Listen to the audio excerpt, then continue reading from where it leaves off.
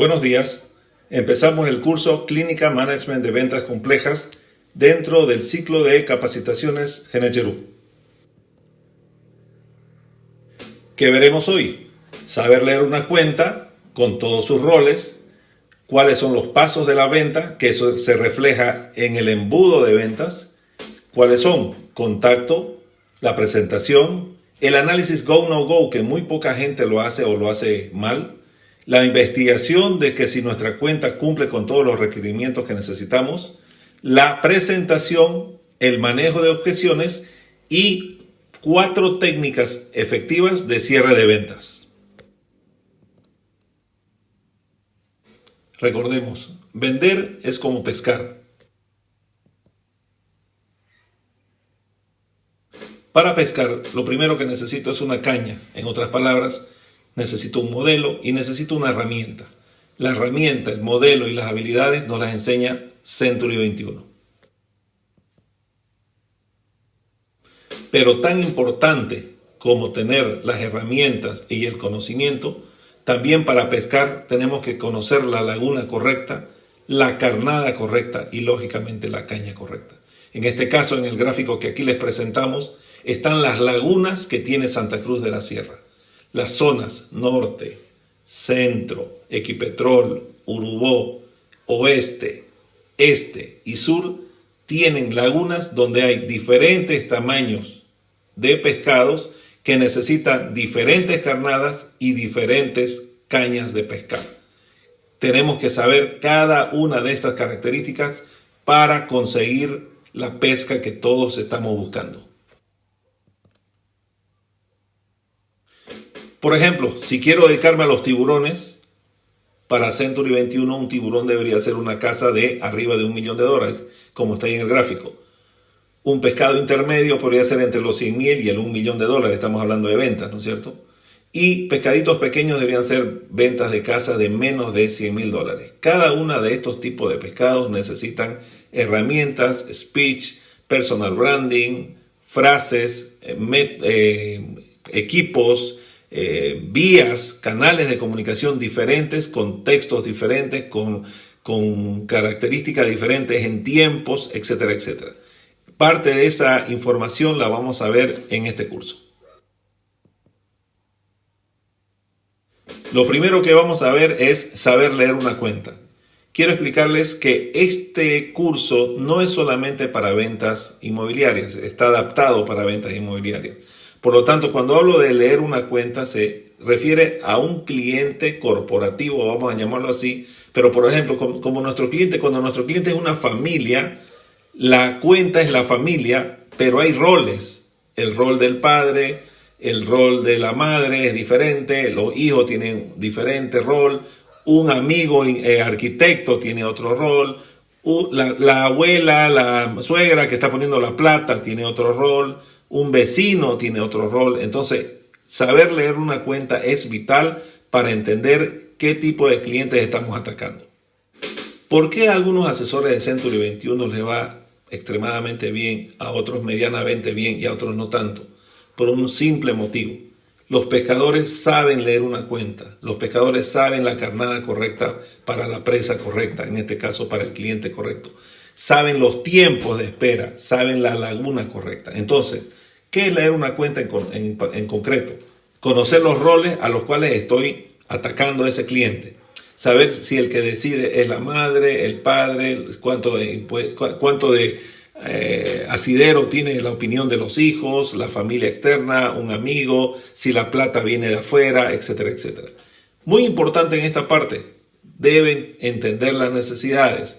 He visto muchas veces que nuestros colegas, muchos de nosotros, inclusive en algún momento, queremos insistir en una casa que tenemos captada como si fuera la única solución. Una gran ventaja que tiene Century 21 es que tenemos captaciones de distintos tamaños, tipos, colores. Por lo tanto, al cliente lo primero que tenemos que hacer es preguntarle qué necesita, qué está buscando y qué quiere solucionar, así concretamente. ¿Qué necesita y qué quiere solucionar con esta adquisición, si es una adquisición de una casa o un alquiler?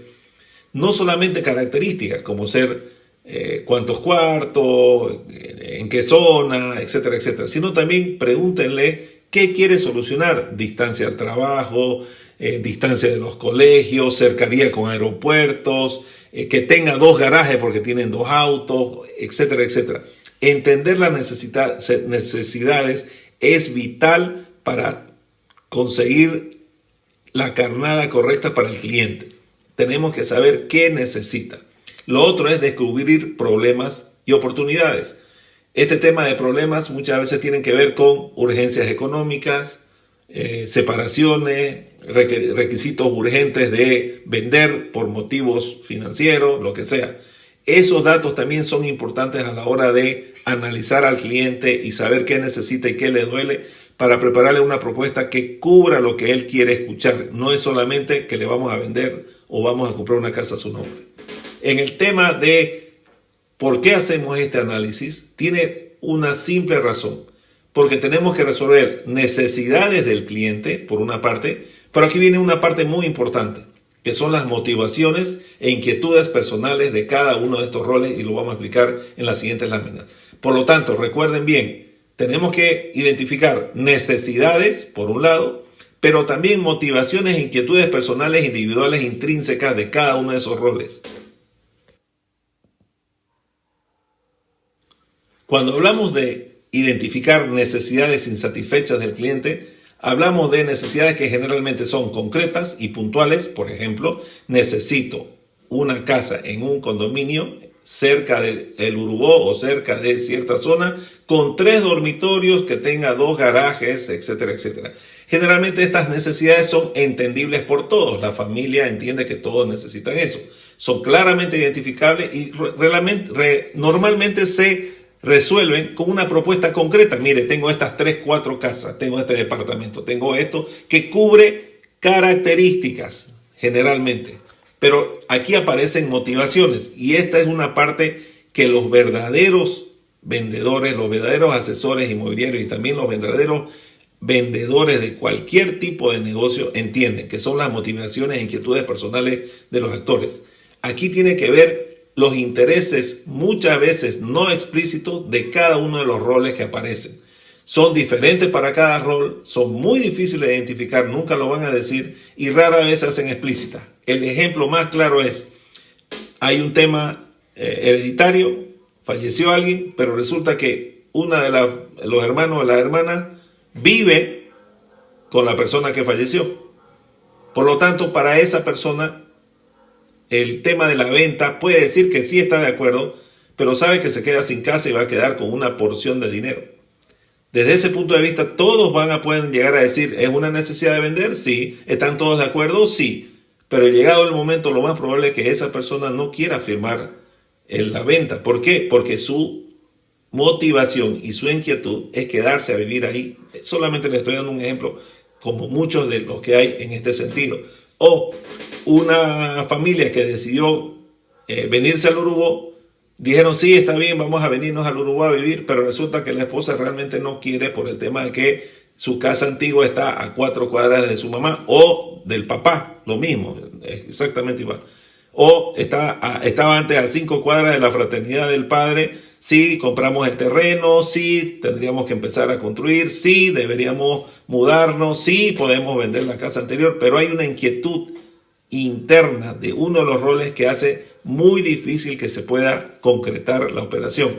Esas motivaciones e inquietudes son muchas veces muy difíciles de identificar. Se tienen que hacer y se tienen que identificar con charlas individuales de las personas, hacer preguntas directamente a cada rol, identificar la línea de comando, o sea, la línea de mando, la línea de decisión, saber exactamente quiénes toman la decisión o quién va a tomar la decisión final para este tema, e ir resolviendo estas inquietudes y estas motivaciones para llegar a un buen acuerdo.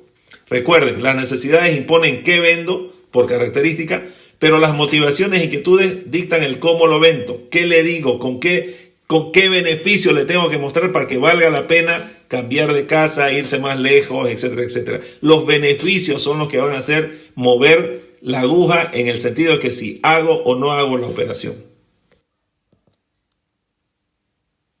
veamos con más detalle cuáles son estos famosos roles de una cuenta.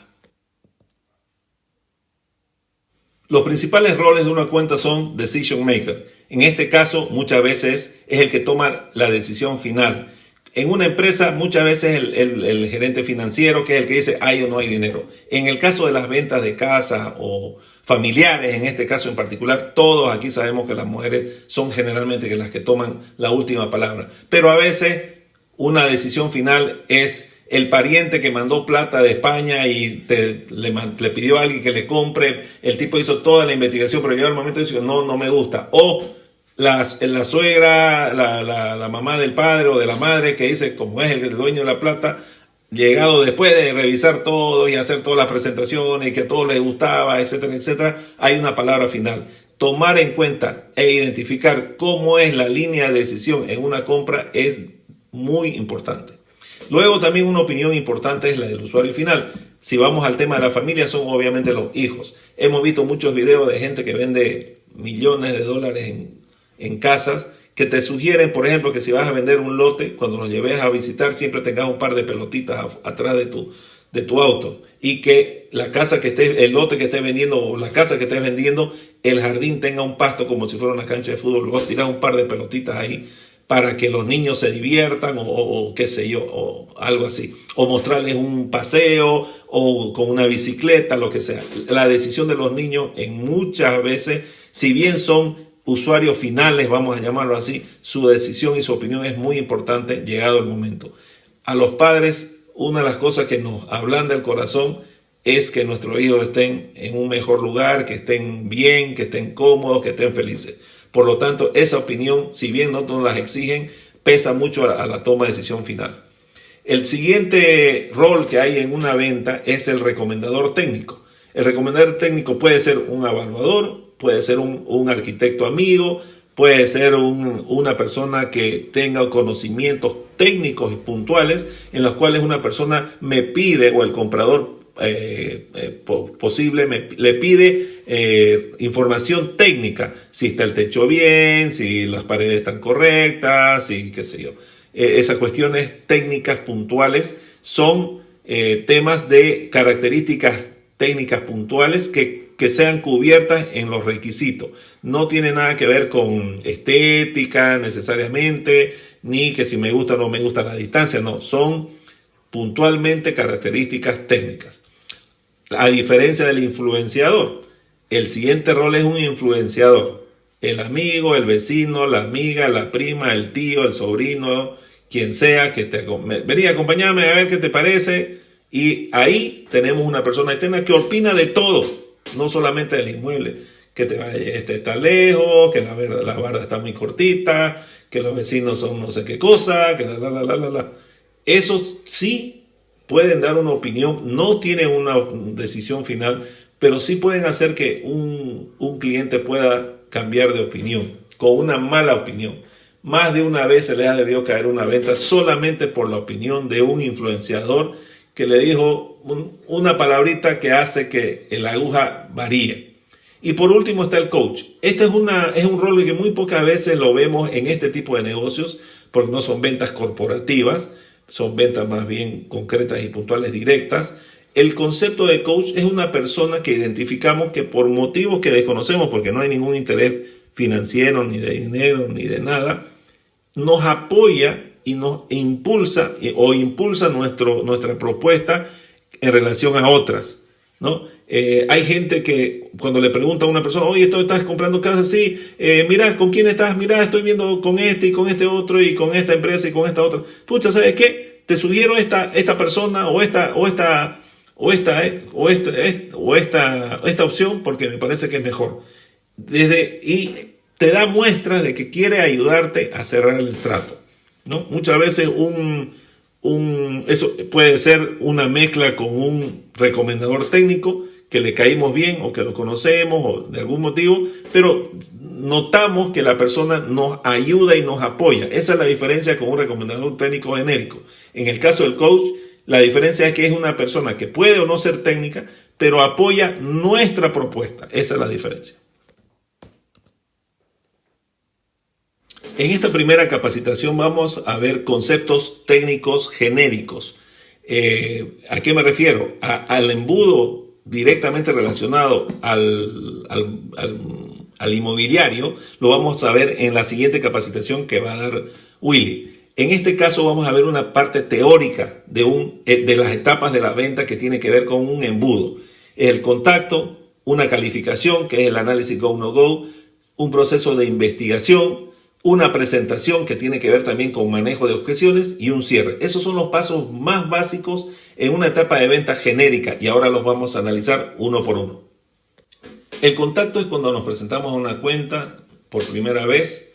Generalmente nos presentamos con nuestro nombre, tenemos la identificación de que pertenecemos a una red internacional y muchas veces empezamos con preguntas de qué necesita. Es muy importante dividir el criterio de qué necesita o qué quiere, son dos cosas diferentes. Esta etapa de calificación es una etapa que la tiene que hacer uno recabando la información suficiente porque todos aquí sabemos que no todos los inmuebles son plausibles a ser captados. Una de las normas básicas de Century 21, y es por eso la experiencia y el conocimiento y la curva de aprendizaje que uno se evita, es el tema de entender que no todas las captaciones son correctas. Tenemos que ser muy inteligentes en captar inmuebles que se venden, tal cual nos lo han explicado muchas veces. Eso es esta calificación, es el análisis americano que se llama go-no-go. Es, a ver, cómo es la casa, qué tiene, qué no tiene, qué requisitos tiene. Y aquí también vemos cosas como, por ejemplo, el cliente me exige que sean dólares, el cliente quiere no sé qué cosa, me discute el 4%, no quiere los 4 meses, quiere 2 meses, quiere saber que si la venda que no paga. O sea, aquí tenemos que hacer un análisis concreto, directo, integral, de si vale o no vale la pena destinar recursos, tiempo, plata, campañas en Facebook, visitas a un cliente complejo. Luego viene la etapa de investigación, que es una etapa ya más concreta, más directa. Cuando hice este primer análisis go-no-go y dije, bueno, vamos para adelante. Aquí, en esta investigación, sí tengo que descubrir las necesidades y las inquietudes para el cliente, de tal manera que me permite identificar el nicho del negocio que voy a trabajar. Además, obviamente, buscar las mejores opciones. Uno de los conceptos más importantes para decidir aquí es, por ejemplo, si el cliente potencial, si estoy captando, si el cliente potencial es más de un perfil inversor o de un perfil familiar, por ejemplo, para darle un ejemplo. Luego viene la presentación, cuando se presentan las opciones. Interesante es el concepto de cierre binario o de cierre en la cual le damos al menos 2, 3 o 4 opciones a nuestro cliente. ¿Por qué? Porque uno de los grandes problemas que tienen los vendedores o los vendedores de inmuebles es que quieren venderte lo que vos tenés. O sea, el vendedor quiere vender lo que él captó. Y eso el cliente se da cuenta enseguida. Una de las grandes ventajas de trabajar en una red como la nuestra es que podemos ofrecer inmuebles de muchos de nuestros colegas y el cliente va a entender que estoy buscando algo que a él le sirva, no que a mí me reditúe más dinero. Ese es el otro tema muy importante. Aquí se ve en la presentación, una presentación de varios inmuebles, varias opciones en las cuales el cliente tenga opciones para decidir y tomar una buena decisión. Aquí van a aparecer las objeciones, indudablemente, y aquí vamos a dar, más adelante vamos a ver una serie de un kit para manejo de objeciones que les puede ayudar a sobrellevar esta parte que es la parte candente de la venta, el manejo de objeciones y por último el cierre. En esta parte que es la etapa de contacto, aquí hay que hacer una diferenciación muy importante. Si mi cliente es el cliente final o si mi cliente es un cliente interno que me está solicitando a mí una captación que yo tengo. En ambos casos se cumplan ciertas reglas que son básicas. Primero, presentarse. Hola, me llamo Walter Justiniano, trabajo en Century 21 Excelsior. ¿En qué te puedo ayudar? ¿En qué puedo hacer por vos? La otra es la razón de la llamada. Si soy yo el que está buscando alguna captación de un colega mío, ¿qué es lo que necesito? ¿Qué es lo que vi? ¿Dónde vi lo que yo necesitaba? ¿Por qué lo llamo? Si está activo, muchas veces nos ha pasado que algunas publicaciones ya no están activas. La otra cosa que me llama mucho la atención dentro de la red, les soy honesto y aprovecho la oportunidad, es que muchos colegas no tienen sus nombres en su WhatsApp o ponen un nombre incompleto. Y tener el nombre completo del colega o del cliente es importantísimo para usar el CRM, es clave. Estábamos viendo también que el tema de usar WhatsApp, por ejemplo, dificulta y aminora la potencialidad del CRM que tiene el sistema. Y el segundo curso, el tercer curso que vamos a hacer, que parte justamente del CRM, van a ver la potencialidad que no estamos usando. Luego, la idea es también lograr despertar interés. Si yo le digo a un cliente interno, como me ha pasado y nos ha pasado a todos, ¿sabes qué? Tengo un cliente que va a invertir una cantidad X de dinero, como que sí pasa, en inversiones, quiere terrenos de tantas hectáreas en tal zona. Y rápidamente aparecen los postulantes, pero a veces uno le quiere repetir información y tardan y se tarda y no se hace el siguiente contacto. Acuérdense que el tema de venta es emocional y al ser emocional los tiempos muchas veces te hacen caer ventas. Muchas veces pensamos, no, la venta dura 2 meses, 3, no, pero hay ciertos momentos en que hay una cuestión de temperatura que se enfría. Hay un dicho viejo que decían los antiguos que dicen que los pavos se pelan en caliente y eso tiene mucha razón. Entonces, en ese sentido, la agilidad tanto con el cliente interno, o sea, con asesores nuestros a los cuales le pedimos información de un inmueble para presentársela a un cliente, que la información esté al día, que el bien esté en promoción, que los precios estén actualizados y que no sea un precio antiguo y después te topas con que el precio es diferente, que no era en el lugar que corresponde porque la ubicación GPS es diferente o no está puesta. Hay muchas cosas en las cuales tenemos que trabajar para esto. Indudablemente el concepto de establecer empatía y confianza tiene que ver tanto con el cliente interno como con el cliente externo. Dentro del desarrollo de la visita siempre hay que hacer una introducción con una pregunta, ¿no? Cualquiera sea, para que darle la oportunidad a la persona que empiece a hablar. ¿En qué le puedo ayudar? Gracias por contactarnos. ¿En qué puedo servirle? ¿Qué le puedo ayudar? Lograr la intención del cliente. Usted sabía que nosotros tenemos tales ventajas, ya empezar a hablar de beneficios, no de características, ni siquiera de ventajas, de beneficios. Elevar el interés en cómo se beneficiará con contactos futuros con usted, ¿no?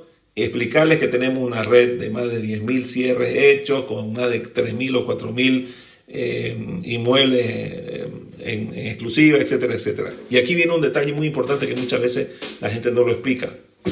Explicar no solamente el flujograma del trabajo C21, qué hacemos y cómo justificamos por qué cobramos lo que cobramos, explicarles que es un servicio profesionalizado, pero también hay un concepto que es la promesa de valor, explicarles hasta dónde llega nuestra implicación en el proceso, qué tiempos le vamos a evitar, qué trabajos, qué trámites, qué acciones vamos a hacer para que él tenga el resultado que él necesite, porque él no tiene tiempo, él no tiene el conocimiento, él no sabe hacer transacciones, él no va a hacer transferencia, él no va a ir a poner un cartel, él no va a sacar una campaña de Facebook, Instagram, WhatsApp, etcétera, etcétera. Él no tiene una red de más de 1.000 asesores en general. Esa parte es muy importante explicársela al cliente y eso se hace con una promesa de valor. Adicionalmente a eso está el flujograma de trabajo que nos los han explicado como ciertos pasos que hacemos, tal cosa, el análisis, qué sé yo, el AMC, el otro. Luego, siempre cierren la visita con un compromiso mutuo de una acción posterior, pero nunca queden contentos si le dicen, no se preocupe que yo lo llamo, o si le piden el teléfono y hace como sea para no dárselo y voltea, esa es una objeción adelantada. ¿No? Es raro un cliente que te pide que vos le hagas un servicio y cuando vos le pedís el teléfono no te lo quiere y te dice más bien, no, démelo, a mí yo lo llamo. Ese yo lo llamo es una garantía de que algo hicimos mal en el desarrollo de la visita, en el desarrollo de la presentación. No cumplimos con la meta de el engagement que se llaman en los gringos, que el enganche, ¿no? Que entremos en sintonía y podamos seguir avanzando. Esta calificación o reality check es prácticamente la herramienta down que vimos en la primera clase. ¿Qué tenemos que hacer? Corroborar la existencia real del prospecto, del negocio, si realmente la persona va a comprar o va a poner a la venta su casa. Si es una compra, verificar la existencia de los fondos asignados, el famoso dólar, saber si la persona cuenta con el dinero para comprar o si va a sacar un crédito o si tiene un capital inicial para empezar, o si ya tiene adelantado una preaprobación crediticia, etcétera, etcétera. Aquí también tenemos que ver quiénes son los que firman, ¿no? Los famosos authority, quiénes son los que firman. Ahora, si no existen los fondos, volviendo al tema de dinero, verificar si la persona tiene la capacidad para sacarlo. Hay mucha gente que pregunta por casa de $150,000, por dar un número así redondo, con créditos a 10 años, y todos sabemos que es imposible que una persona que gane $600 o $700 pueda pagar una cuota de 1,100, ¿no? Es imposible. Entonces, esos conceptos de cuánto tendría que sacarme un crédito y el cálculo de una cuota bancaria la tenemos que tener todos casi en la cabeza, o tener un Excel en las cuales yo pueda poner a ver por tal casa, con tanto de anticipo, a tantos años, con tanto de interés, la cuota es tanto. Ese dato es vital para el tema financiero, ¿no?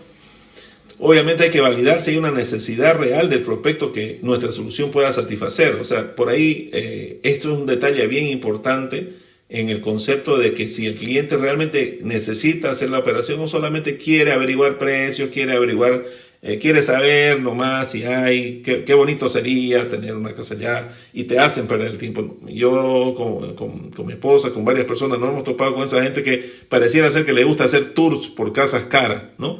Y te juran que en 3 días más ya le llega no sé qué cosa, cheque, plata, no sé dónde, y se pasean por la mitad de la oficina haciéndose mostrar casas, ¿no? Ya lo hemos visto.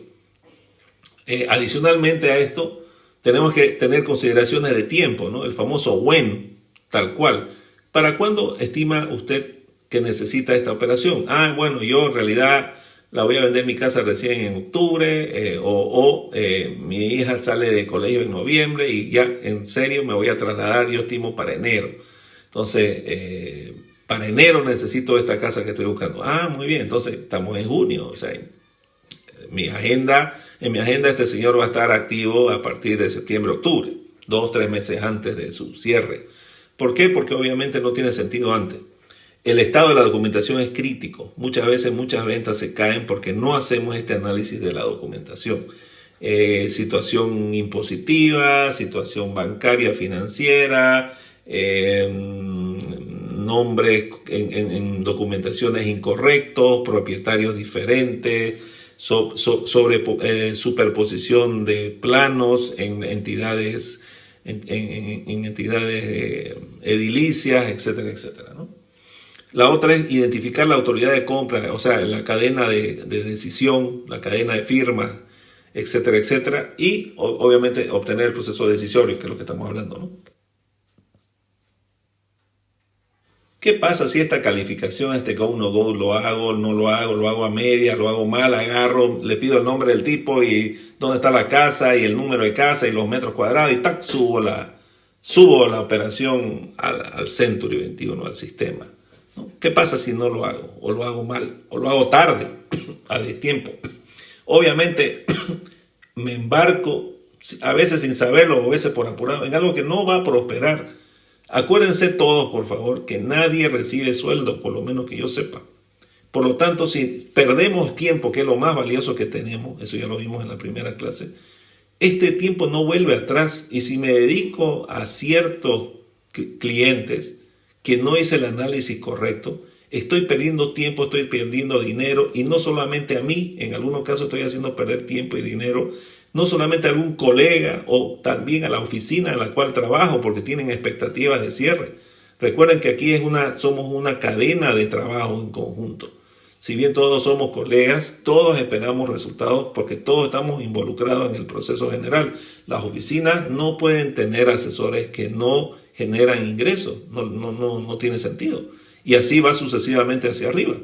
La nacional tampoco le interesa tener oficinas que no generen dinero, tampoco. ¿Por qué? Porque el modelo de negocio es directamente relacionado a resultados finales.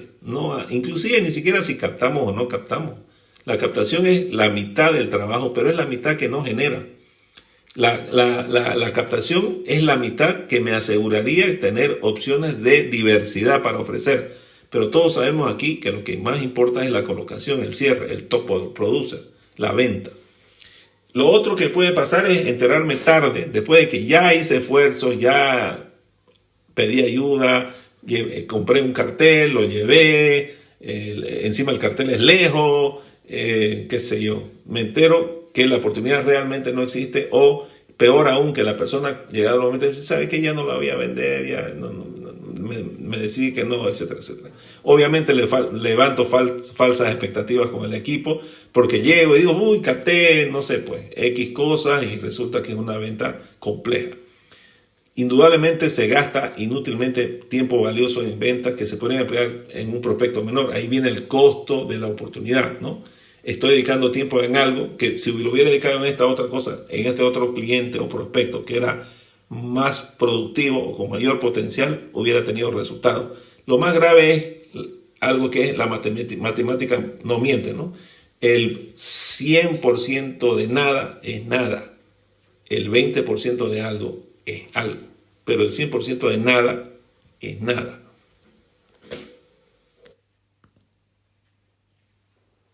En esta parte de la investigación varía un poquito porque prácticamente esto es un matching fit. ¿Qué sucede? Muchas veces tenemos un cliente interesado realmente, entonces lo que tenemos que hacer es un tailoring, es si lo que yo le estoy ofreciendo, si es una sola cosa o dos cosas, es lo que él necesita. Aquí tenemos una ventaja gigante, que es ¿cuál? Que nosotros podemos entrar a la base de datos y buscar el traje que le quede mejor, la casa que le quede mejor. Tenemos que ser lo suficientemente abiertos de mente para ofrecer cualquiera de los inmuebles que están en disposición, entendiendo que ya el 2% es un ingreso importante. No pretendamos que todas las operaciones las hagamos al 4%. Más bien, el éxito de la red es ese manejo en conjunto y en pares. No hay mayor satisfacción, más de uno de ustedes me va a corroborar esto, cuando entre dos colegas hacemos lo posible por darle a un cliente lo que realmente necesita, y tanto el comprador, el cliente de la captación, como el cliente de la colocación están contentos con el servicio que hicieron dos asesores Century que trabajaron de forma coordinada y con un win-win, ya lo hemos visto, en la zona SOPA, en la cual ambos están satisfechos. Esos clientes lo más probable es que nos recomienden. Por eso es tan importante este famoso matching y fit. Decirle, mire señor, usted me pidió esto, mire, le estoy dando 4 opciones que se adecúan perfectamente a todos los requisitos, tanto en características como en ventajas y en beneficios que usted me solicitó. ¿Para qué me sirve hacer una buena investigación? Clarifica qué puedo solucionar y qué no. Descarto opciones que yo sé que no van a satisfacer al cliente que tengo. Me permiten establecer una solución posible más afinada con especificaciones puntuales, tanto en características, en montos, en beneficios, en distancia, etcétera, etcétera. Y en otros casos también, cuando hago esta investigación, puedo saber si alguien más que no es de Century está cotizando y con quién estamos compitiendo. Nos guste o no nos guste, podemos ser la red más grande de Bolivia, qué sé yo. Hay un 60 o un poquito más por ciento del mercado que no somos Century y que en algunos casos nos hacen ruido. Ahora veamos en concreto para qué sirve esta investigación. Ya vimos que clarifica que puedo solucionar y que no, establecer la solución. Pero ¿cómo se hace? ¿Cómo se hace la investigación? Miren estos consejos. Primero, preguntar a fondo sin miedo. Ya hemos conversado en algunos momentos en que nosotros los bolivianos somos tímidos para preguntar, nos da vergüenza preguntar, hacer consultas, pero sin embargo, las personas que tienen un equilibrio entre una agresividad y la pasividad hacen diferencia cuando hacen las consultas concretas. Hay preguntas bien puntuales. ¿Realmente quiere venderle la casa? ¿Realmente necesita esto? ¿Tiene los fondos para comprarle la casa? ¿Dónde está uno de los motivos en los cuales uno se da cuenta que nuestra idiosincrasia es pasiva y es tímida? Cuando usamos en demasía la palabra va a disculpar. Cuando yo escucho muchas veces la palabra va a disculpar, no tengo cambio, va a disculpar, no sé qué cosa, ahí te das cuenta que nuestra gente, nuestra idiosincrasia es ser tímido. Eso va en contra de un asesor inmobiliario o de un vendedor, como quieran. Hay que hacer preguntas a fondo sin miedo, hay que hacer un relevamiento vigoroso, el down lo tienen que hacer completo, todas las preguntas. Hay ciertas reglas de pregunta como técnicas de escucha. El famoso segundo de oro es hacerle la pregunta y quedarse callado y quedarse mirándolo fijamente hasta que él hable. Esa es una técnica que se llama el segundo de oro. Hacerle la pregunta y quedarse fijamente hablando, mirándolo para que él hable. En algún momento, a los 15 segundos, cuando ve que la situación es incómoda, te tiene que decir algo o se va a dar la vuelta, pero te tiene que contestar. Obviamente, otro de los procesos y otro de los hábitos que son muy importantes, una vez yo hice un relevamiento con el cliente, es importante ir anotándolos como por una listita, hacer una validación de esta información. Oiga, solo para corroborar, ¿esto es así? Sí. ¿Usted quiere esto? Sí. Eso también le da la pauta al cliente de que lo hemos escuchado y que hemos entendido lo que él está esperando. También decirle, mire señor, anoté esto. ¿Me quiere decir algo más que crea importante que yo sepa para hacer la búsqueda de lo que usted necesita? Eso habla también del interés en cumplir con los requisitos, las expectativas que tiene el cliente. Indudablemente es importante acá validar la vigencia de la escala de decisión. ¿Quién decide? ¿Cuándo decide? ¿Hasta qué monto de decisión está ahí? Etcétera, etcétera. Y obviamente todo este proceso me permite establecer una relación de asesor, no de vendedor. Acuérdense de eso, que es muy importante. No nos llamamos vendedores ni agentes, nos llamamos asesores. El asesor es el que te da opciones, el que te recomienda y el que te aconseja pasos necesarios para que vos consigas los resultados que vos querés. Eso hacen los asesores. No es vender lo que yo tengo, es brindarle al cliente las opciones que más le competen y lo más lo van a hacer cumplir con sus expectativas, sus intereses y sus necesidades. ¿Cómo se hace una presentación? Primero, y muy importante, adaptar esta presentación a las necesidades del cliente. Es muy importante presentar beneficios cuando hacemos esta presentación. Otra cuestión importante es presentar más de una solución, más de una oferta o más de una propuesta. Siempre es bueno al cliente el concepto de análisis primario, que lo hemos comentado más de una vez. Los humanos estamos más predispuestos a decidir entre dos cosas, ¿no? El cierre binario, que lo vamos a ver más tardecito. Por lo menos dos opciones siempre hay que darle al cliente. También se recomienda ser muy creativo con imágenes llamativas, originales, no tantas palabras, sino también mucho entusiasmo adicionalmente, ¿no? Saber y conocer un poco del return of investment, ¿no? Tener algunos conceptos básicos financieros, en el cual, que aquí como bien dice que todo cliente tiene alma de inversor inteligente, todos quieren pensar que hicieron una buena inversión, gastaron bien su plata. Algunos conceptos de plusvalía, retorno de inversión, hacer una buena compra, que su dinero va a tener un mantenimiento de valor, etcétera, etcétera. Tener algunos conocimientos de temas financieros muy pequeños, muy básicos, para que el cliente sepa que hizo una inversión inteligente. Esa frase es muy poderosa.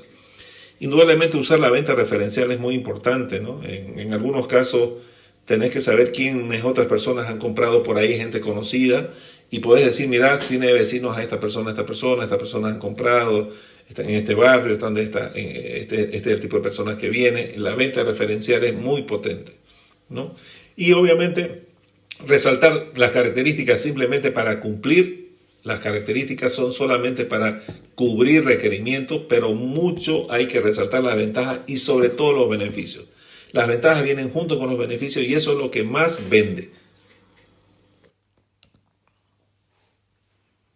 En el manejo de objeciones hemos entrado a una de las partes más calientes y más difíciles de trabajar. Un buen manejo de objeciones y de cierre hacen una diferencia entre tener éxito o no en nuestro negocio. Generalmente las objeciones surgen al momento de estar haciendo la presentación y empiezan, ¿no? Sí, pero y esto, ¿no? Su manejo obviamente es crucial, pero hay que tener en cuenta que hay objeciones reales, pero también hay ficticias. Las más complicadas de trabajar son las ficticias. Empecemos con las reales. Una de las objeciones reales es porque es posible que el cliente no entendió bien nuestra propuesta o no supimos expresar qué queríamos explicarle a nuestro cliente. El cliente tiene un error de percepción de nuestra propuesta. Ya puede ser monto, ya puede ser distancia, puede ser tamaño, puede ser zona, pueden ser muchas cosas. No supe explicar lo que yo tenía que explicarle al cliente, no le dije toda la información o supuse que le dije la información que no le di, por lo tanto el cliente tiene información incompleta para toma de decisiones. Luego viene una genuina limitación de que lo que le estamos ofertando no satisface su necesidad en un buen porcentaje. Esto pasa generalmente cuando yo quiero meterle una captación mía. Eso es muy común esto cuando yo quiero venderle lo que yo quiero, ¿no? Entonces el cliente detecta eso, que que uno le está queriendo vender algo que no es lo que él está buscando, que no satisface sus expectativas ni sus requerimientos. Por lo tanto, el cliente ahí cierra una coraza y ahí no le vamos a vender absolutamente nada. Cuando el cliente siente que uno está siendo propositivo, está buscando sus beneficios y está tratando de satisfacer sus necesidades, el cliente también colabora y es más expeditivo el cierre, es más rápido. La confianza, ¿no? La confianza en un asesor es vital para lograr los cierres. El cliente tiene que creer en lo que uno le está ofreciendo y le está presentando. Otro detalle muy importante que sucede muchas veces, y esto lo hemos visto, yo le digo el efecto trombofob. ¿Cuál es el efecto trombofob? La persona ya lo había dado a otras personas, una colocación, por ejemplo, a 2, 3 o 4 personas anteriores y fue un desastre, no pusieron carteles, nunca le llevaron ni a una persona. Por lo tanto, el cliente está escaldado de anteriores vendedores. Por ahí le tocaron realmente vendedores y no asesores. Entonces, cuesta el doble convencerlos. ¿Por qué? Porque vienen con una mala experiencia anterior y eso es un gran problema que tenemos que saber resolver. Obviamente también está la influencia de la competencia que habla, ¿no? El ejemplo más claro en esta época es nosotros no tenemos contrato de exclusividad, ¿no? Como si fuera la gran cosa, más bien es una desventaja para ellos mismos, ¿no? El trabajo de la competencia siempre va a ser ruidito en nuestros clientes, ¿no? O cobran muy caro, ¿no? Son muy caros, ¿no? O no van a agarrar tu inmueble porque ellos son grandes, solamente venden a la gente rica y solamente se dedican a la casa de $1 millón. Ya lo escuché esto de Century, por ejemplo, ¿no? Obviamente hay una influencia en la competencia. Sin embargo, estas reales se pueden trabajar, obviamente. ¿Cuáles son las complicadas? Las ficticias. Las ficticias son cuando no quieren decirme realmente que la operación no se va a hacer o no hay forma de que se haga. En estas son afirmaciones vagas. ¿Y qué pasa si llueve? ¿Y qué pasa si el dólar sube? ¿Y qué pasa si el gobierno cae? ¿Y qué pasa? ¿Y qué pasa? ¿Y qué pasa? ¿No? Esas objeciones ficticias o vagas son bien complicadas. O la otra es que no nos quieren decir falencias o faltantes o esas cuestiones, ¿no? No nos dicen que uno de los hermanos de la gerencia vive en España y la verdad que ya hicimos todo el trámite y ¿sabe qué? Nos ha dicho que prefiere nomás no vender, ¿no? No, solamente lo va a alquilar, qué sé yo. No nos dicen las cosas, la dicen a media, no nos presentan la documentación completa, porque hay obviamente una inquietud, que fue lo que vimos anteriormente en el tema de las necesidades y las inquietudes, ¿no? Que a veces no nos las sabemos resolver. O por último hay demoras o indefinición para la toma de decisiones, ¿no? Esto es muy común en nuestro negocio, ¿no? Que la gente se anima y se desanima. ¿Por qué? Porque hay un efecto sentimental pues en una casa, ¿no? Hay un tema sentimental. Ya la vendamos, sí, pero llega el momento, pucha, aquí nacieron mis hijos, aquí crecieron mis, qué sé yo, aquí hacíamos fiesta, aquí teníamos tiene un valor emocional muy fuerte una casa. Por lo tanto, ese concepto de la definición o indefinición en el cierre tiene mucho que ver con haber hecho un trabajo, como dijimos anteriormente, ¿no? El pavo se pela en caliente. Entonces, cuando uno trabaja de una manera rápida, en tiempos correctos, se firman contratos, se hace la MC, etcétera, etcétera. El cliente ve un proceso de trabajo, ¿no? Se hicieron campañas en Facebook, se hicieron no sé qué, se presentaron, se llevaron clientes, se hizo el proceso de cierre, se asesoró en el tema de documentación, de transferencia, etcétera, etcétera. Entonces el cliente ve que el proceso avanza, ¿no? Entonces este tema de demoras o indefinición en toma de decisión suele ser una objeción ficticia que muchas veces es porque no lo quieren vender el inmueble realmente.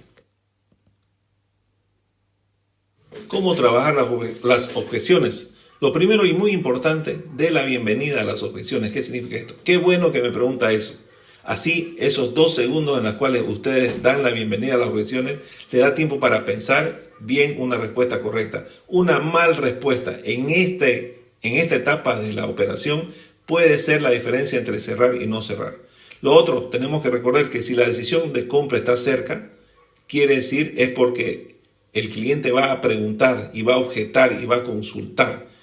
Entonces, el prospecto que no pregunta nada, que clarea y que hace sí, sí, sí, que es educado y no habla nada y no tiene ninguna pregunta, lo más probable es que no compre porque ya está pensando en otra cosa. No está interesado en lo que está escuchando. Entonces tengan muy en cuenta eso. No pongan mal la cara cuando una persona le empieza a preguntar cosas, cuando ya están en una etapa de manejo de objeciones. Quiere decir que está interesado. Esto es válido tanto para captaciones como para colocaciones. No se olviden. Otra cuestión, una oportunidad puede ser esta objeción. Muchas veces una objeción que me dan puede ser un argumento de venta que me dan para que yo lo pueda cerrar. Muchas veces los vendedores seniors dejan a propósito algunos conceptos muy puntuales para usarlos de argumento de cierre. O sea, él sabe que el cliente va a preguntar eso y ya tiene la respuesta que el cliente quiere escuchar. Lo usan como disparadores de cierre. Es un detalle muy importante. Indudablemente, cuando el prospecto levanta objeciones, a usted le da el pie para advertir cosas importantes que pueda usar como argumento. Es lo que te estaba comentando. Lo último, transforme las objeciones en ventajas. Y no es posible evitar las objeciones. No trate de zafar de las objeciones. Eso no habla bien de un asesor inmobiliario. Si hay algo que no lo sé, simplemente diga, no se preocupe, lo anoto y le respondo lo antes posible. No, pero no se dice no sé. El otro tema muy importante, recuerden que si no hubiera objeciones no habrían vendedores. Esto sería como un supermercado que voy y recojo lo que necesito y simplemente voy y pago. Por eso es que es importante el trabajo que nosotros tenemos de justamente cubrir esa necesidad de buscar lo que el cliente necesita, cubrir todos sus requerimientos, entender sus necesidades y buscárselas. Ahora, esta frase que está al final de la diapositiva es extremadamente importante. Ninguna técnica de manejo de objeciones, ni de cierre, ni de investigación, ni de nada, suple la falta de conocimiento del asesor de la solución ofertada o de lo que el cliente me pidió.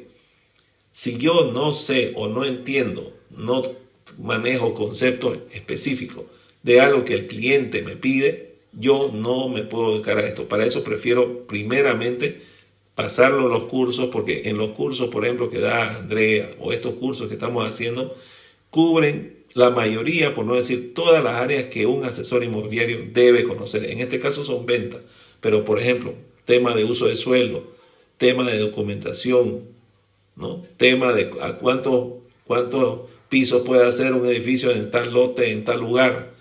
Esas cuestiones tenemos que saber cómo entender un alodial, ¿no? Cómo entender un uso de suelo, etcétera, etcétera, esas cosas. Cuando una propiedad rural, urbana, etcétera, etcétera. Esos conceptos los tengo que manejar.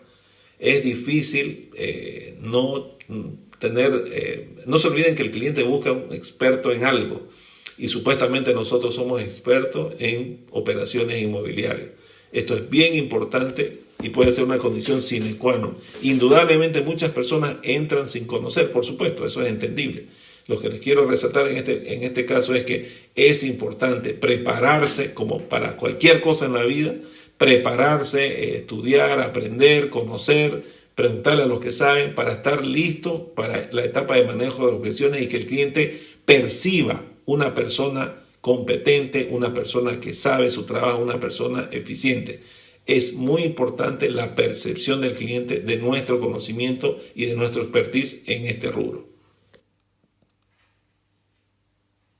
Algunas de las objeciones más comunes que hemos tenido en los últimos tiempos son financiación o pago en efectivo, el tema del tipo de cambio, la moneda en que estamos recibiendo las ventas, las restricciones de dinero o de la moneda en dólar en este caso, la perspectiva de usar yuanes u otras monedas, euros, etcétera, etcétera. En algunos casos hay una objeción que tiene que ver con diferencia entre conceptos de gastos e inversiones, todo el trabajo de que hay que elaborar desde el punto de vista del speech, los comentarios, el mensaje, el público objetivo, las campañas digitales van a ser diferentes. Si yo estoy apuntando a una venta familiar o a una venta de inversión, podemos estar cometiendo errores en esa situación o el cliente no está entendiendo bien a qué nicho o a qué perfil de cliente estamos apuntando en nuestras campañas. Podemos tener objeciones en los niveles de autorización, niveles de decisión, de firma, demás cuestiones. Podemos tener objeciones porque resulta que hay un cambio de personas durante el proceso de venta, entran nuevos protagonistas al proceso de cierre o al proceso de decisión, y en muchos casos tenemos que empezar nuevamente el proceso de venta desde cero. En algunos casos hay un presupuesto, hay un cambio de presupuesto en el prospecto.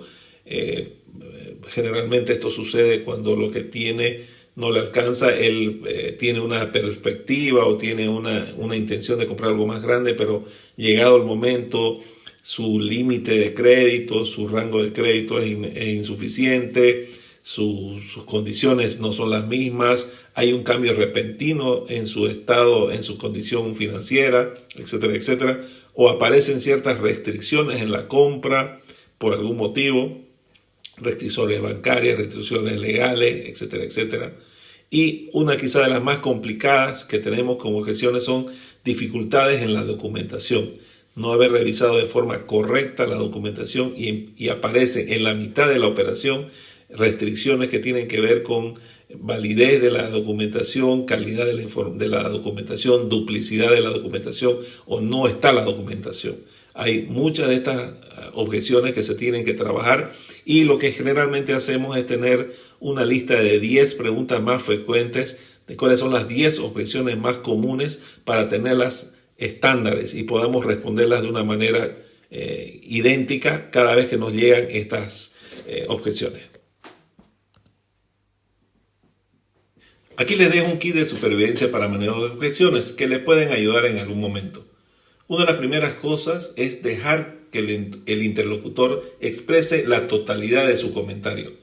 ¿Qué sucede en muchos casos? En muchos casos ustedes se van a ver en la situación en que saben la respuesta y sin dejar de que el señor termine, o la señora o la persona termine de exponer su objeción, uno corta al cliente y ya le está dando una respuesta y ya le está dando una solución.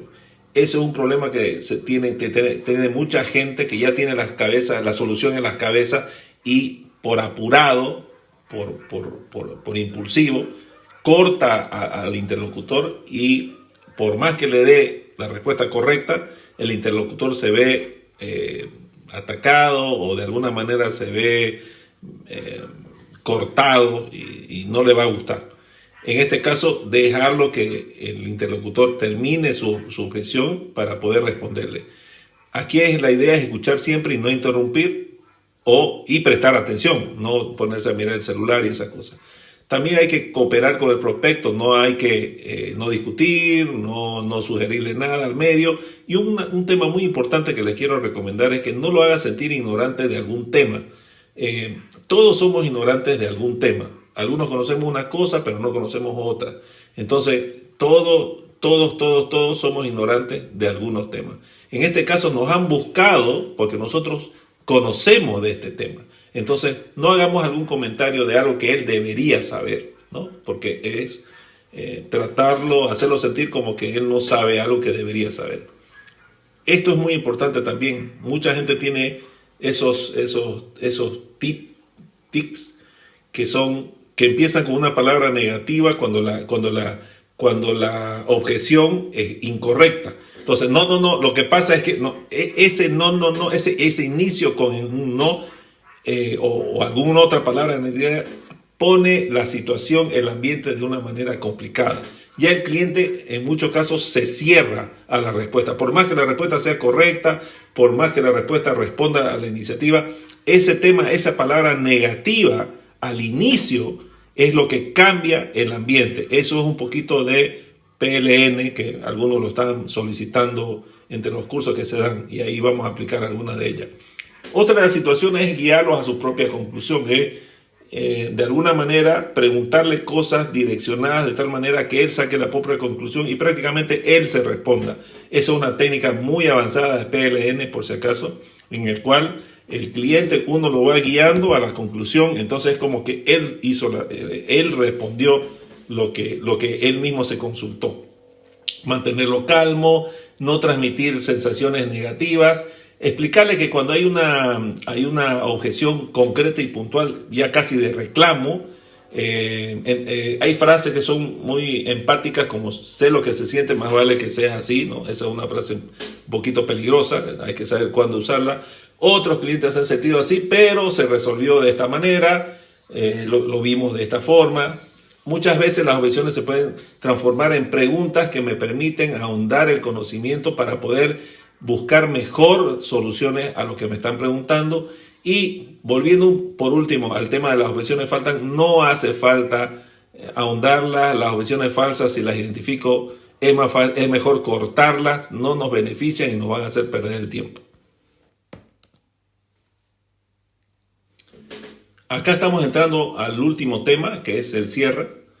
Aquí es muy importante manejar el equilibrio entre la imposición y la pasividad, entre lo impositivo, entre la agresividad y la pasividad. Por ejemplo, todos conocemos vendedores, tanto de Argentina, inclusive de Perú, son altamente agresivos, son impositivos, son persistentes. A los que le ha tocado viajar a otros países, en ciertos lugares turísticos, te persiguen por un portacámara o portacelulares, o en los subtes te persiguen para venderte cosas, lo que sea. Esas técnicas de agresividad no nos agrada. En Bolivia somos poco propensos a esa agresividad, pero sin embargo les garantizo que la mayoría de nosotros terminó comprando algo. O sea,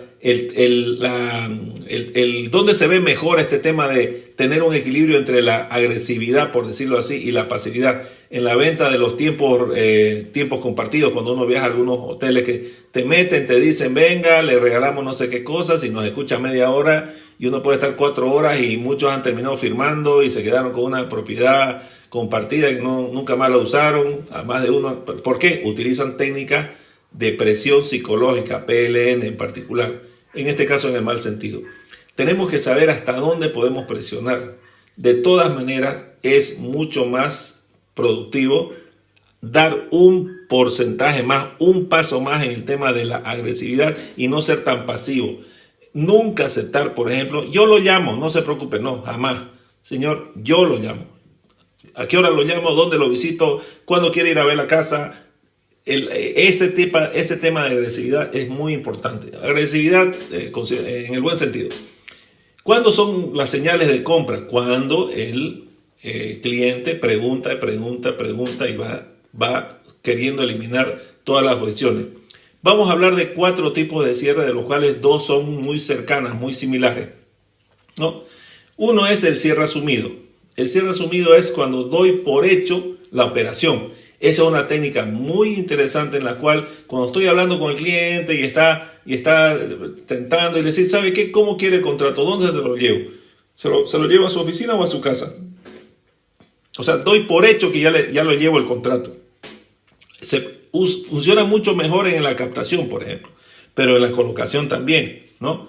El pago, una parte en dólares o una parte en banco y otra parte en efectivo, ¿está de acuerdo? Das cosas por hecho. Y entonces cuando ya empezás a dar cosas por hecho, muchas veces el cerebro primario los vence. ¿Dónde los vence seguramente el cerebro primario? Que es lo que les estoy comentando ahorita. El cierre asumido se mezcla con el cierre binario. El tema de las 2 opciones es un tema históricamente estudiado en el PLN. Cada vez que me dan de opciones 2 cosas, mi cerebro está entrenado por siglos para responder una de esas 2 cosas en un gran porcentaje de tiempo. No es lo mismo que te digan cuando vas a una casa. Yo me acuerdo de mi abuela, decía, nunca se pregunta si quieren tomar algo, la visita.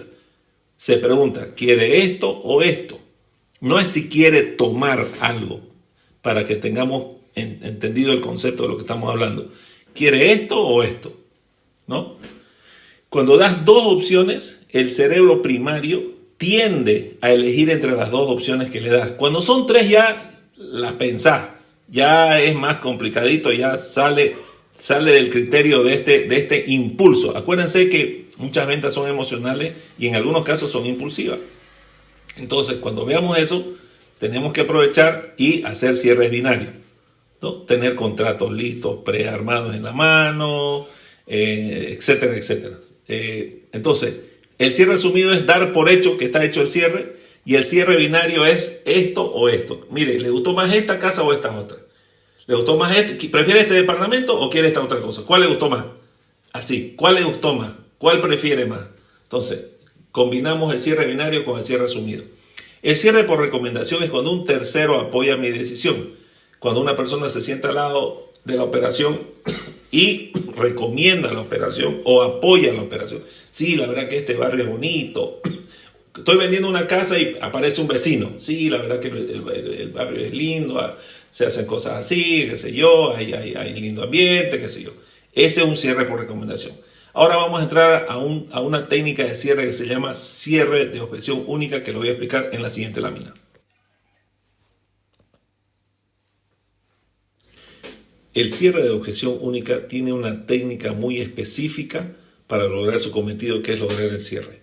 En esta ocasión lo que se hace es enumerar las objeciones, o sea, ir anotándolas en un cuaderno o en alguna agenda delante del cliente. Ah, me dijo de tal cosa, esto está solucionado, sí, ¿no es cierto?